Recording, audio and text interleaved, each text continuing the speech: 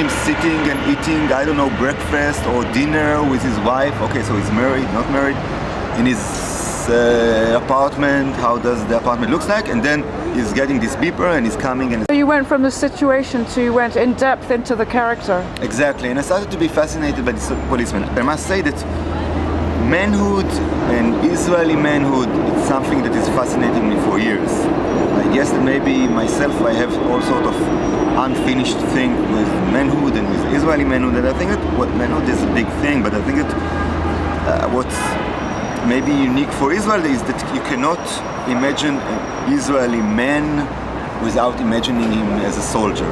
An Israeli manhood passes through the battlefield and the wars and the patriotic feelings and killing and dying in the name of the motherland. I mean, the political and the physical and the sexual combined in a clear way in Israel. During my military service, in the last months of my military service, I was in a post on the frontier with Syria, and there was a kind of a rising tension, and they brought there an infantry brigade, soldiers of infantry brigade, and we were guarding together during the nights. And guarding together during the nights in the guard post, we were talking, and these soldiers, they were telling me horrible and terrifying stories about things that they were doing in the territories. For them it wasn't always horrible and terrifying, of course, which made it much more horrible and terrifying. At the same time, each third weekend we went back to our homes in the center of the city, the state of Israel, sharing the same bus. Everyone sleeps because everyone is exhausted.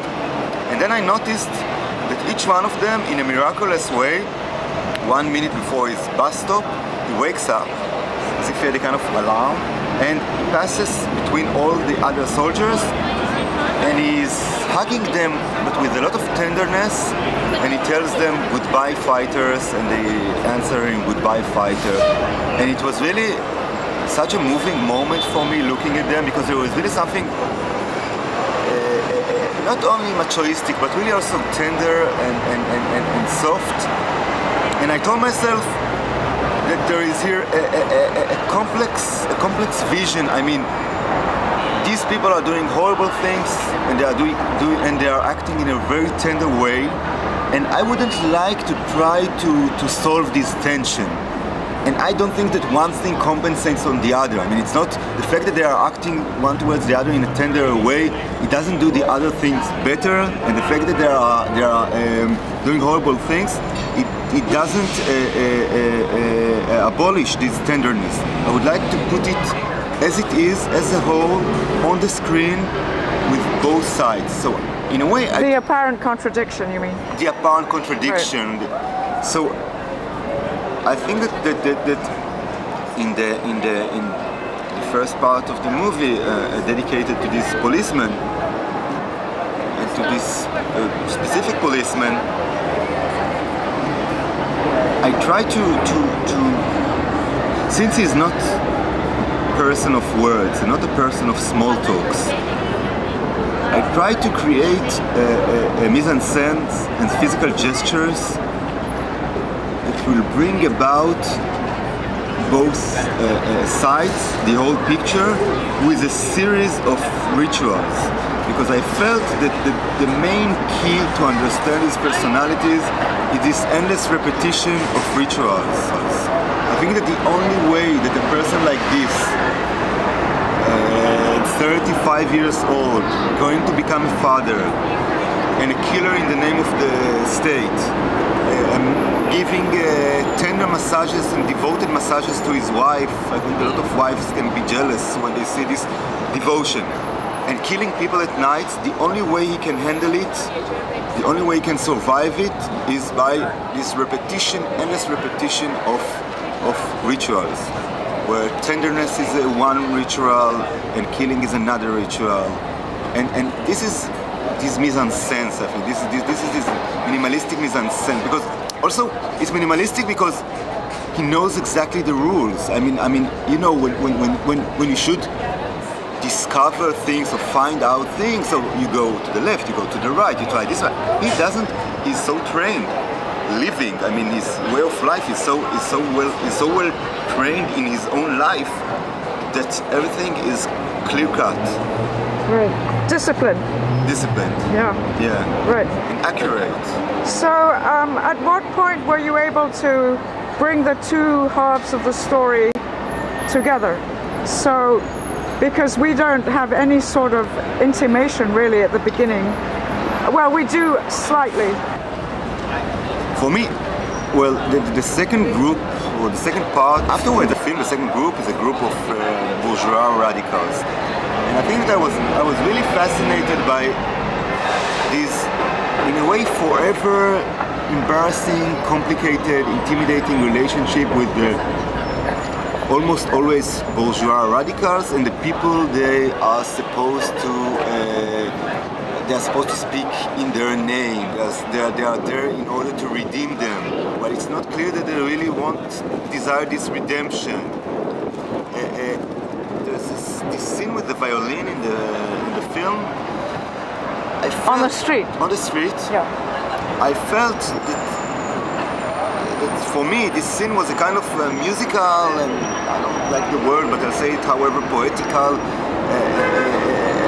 expression and situation that in a way deals with this forever unsolved relationship. Because these two... You mean with the family or the people that they're speaking for, the working people class? they are speaking for. Because, right. because these two people, well, there is this violin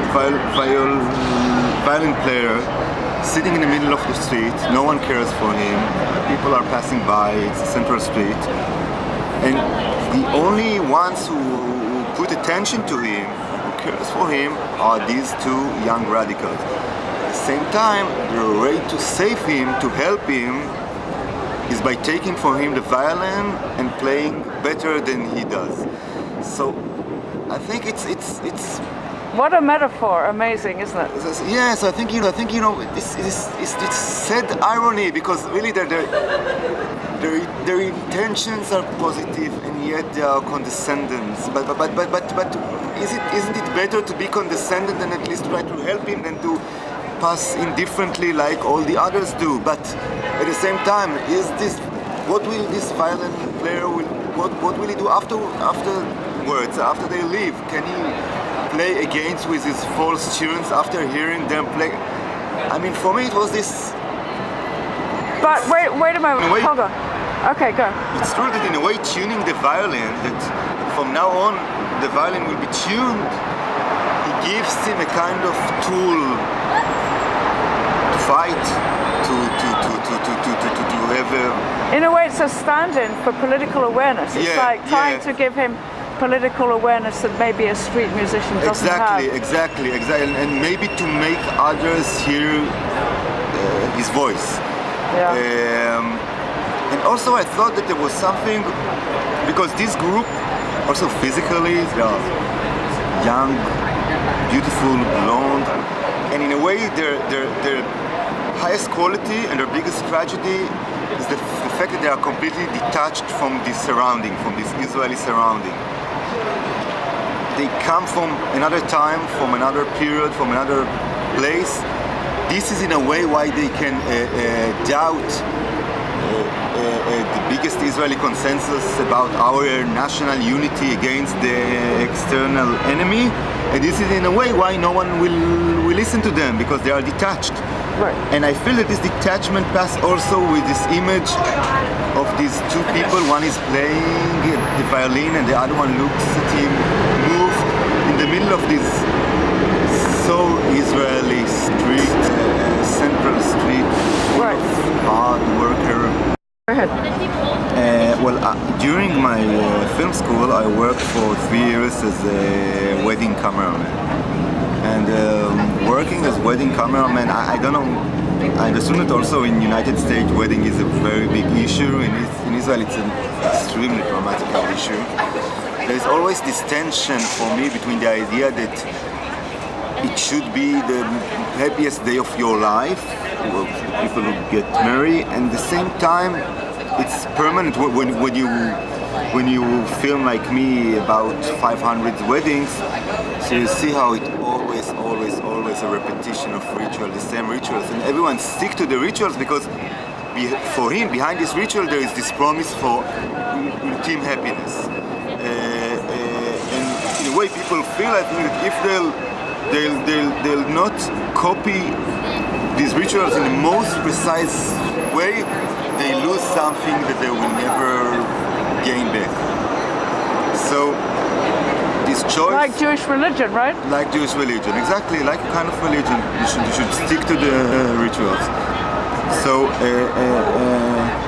for me, placing the kidnapping in this wedding was really a way to deal with this ritual and with rituals in general. I think that what unites all the parts in the film, the soldiers and the radicals and the billionaires in the wedding, that they are all the time in a kind of repetition of rituals, all the time trying to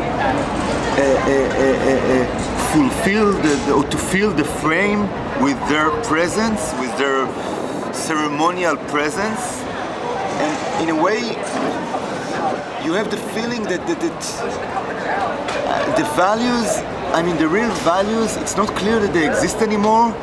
They were replaced by rituals of friendship and brotherhood for policemen, rituals of radicalism and manifest for their young radicals, rituals of love and family for the billionaires in the wedding.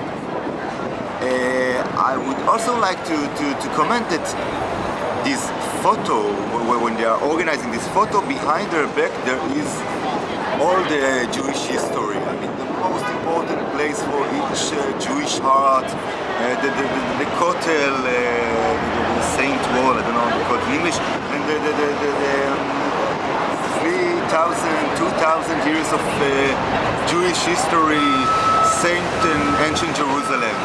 And for me, the fact that this billionaire, for him, this is the postcard for the wedding of his daughter, this is the background, I think it really kind of statement, listen, it's not that only we own or we rule society, it's not only that we rule economy, it's not only that we rule politics, we rule also your history, we rule also religion, we rule also your value, we rule also your identity, and all of this will be the decoration of our wedding.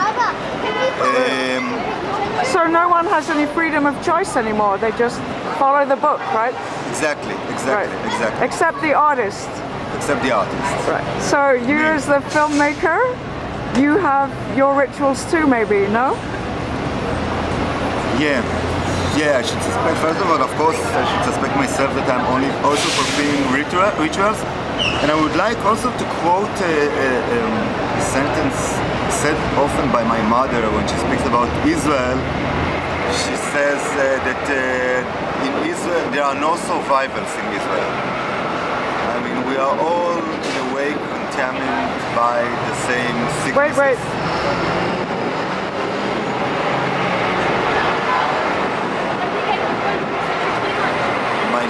My mother, which is also the editor of this movie, tends to say that there are no survivors in Israel and we are all contaminated by more or less the same diseases.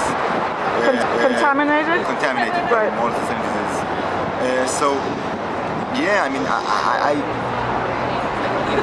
for me, a main important thing in the film is that it's critical, etc., but I feel that I'm not condemning. It doesn't interest me to condemn neither policemen nor radicals.